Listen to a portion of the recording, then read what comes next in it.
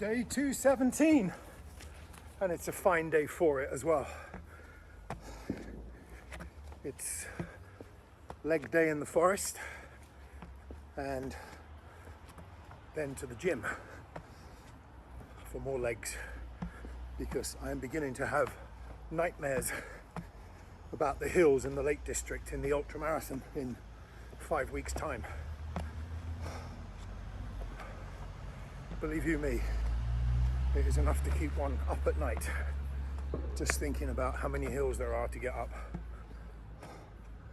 And although I don't plan on charging up them and blowing myself out 20 miles too early, I've still got to get up them at a decent power walk pace.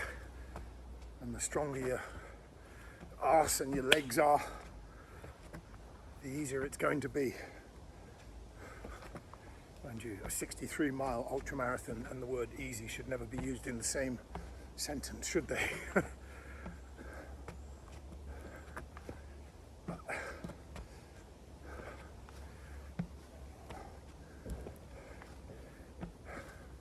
Summer hath returned, it seems. I've spent the morning trying to, writing to producers in Bristol at production companies, trying to convince them to make a documentary about the effects of, should I say, the devastating effects of salmon farming on the once pristine remote fjords in southern Chile, where I was fortunate enough to visit with the Chilean Navy 20 years ago, actually 23 years ago, through a local contact. And salmon farming is devastating the marine ecosystem in the fjords. There are leopards, seals out there, seals, penguins, whales, dolphins, porpoises, condors flying over the peaks, and the Chileans have pumped an absolute fortune with the help of the Norwegians and the Scots to pollute some of the most pristine waters on earth. And it's very, very sad that they're actually doing this, and I've yet to see a documentary about it. So with any luck, we'll be able to convince them to make one.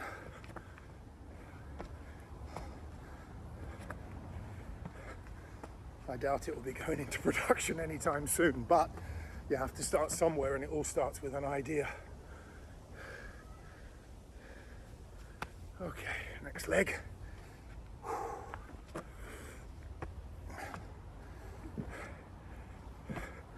Yeah, salmon, all you people out there that eat farmed salmon, whether it's fresh farmed salmon or smoked salmon, it's all farmed. Hardly anybody gets wild salmon anymore, and if you do, you pay an absolute fortune for it.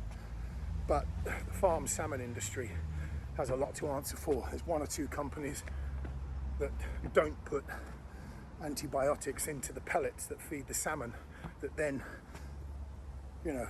crap everywhere, and the whole ecosystem on the floor underneath the pens dies, and all the surrounding area. It's just like when coral goes white and grey, gets bleached because of sea temperature rises, or pollutants from oil spills and sunscreen and whatever else is destroying the world's coral. And that's what farming salmon does to these pristine environments. You've got to be, I'll be honest with you, you've got to be a bit short in the brain to eat it. It's so unhealthy. It's the most toxic food you can put in your body.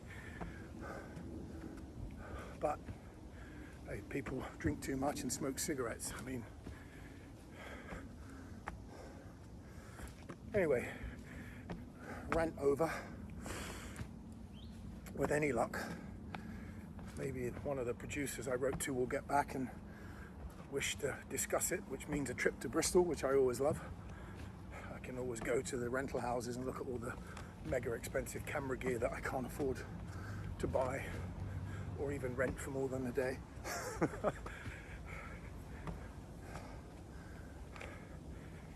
Okay.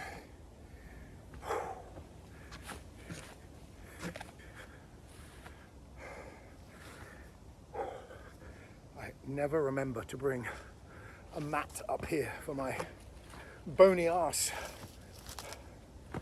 is so uncomfortable on this log.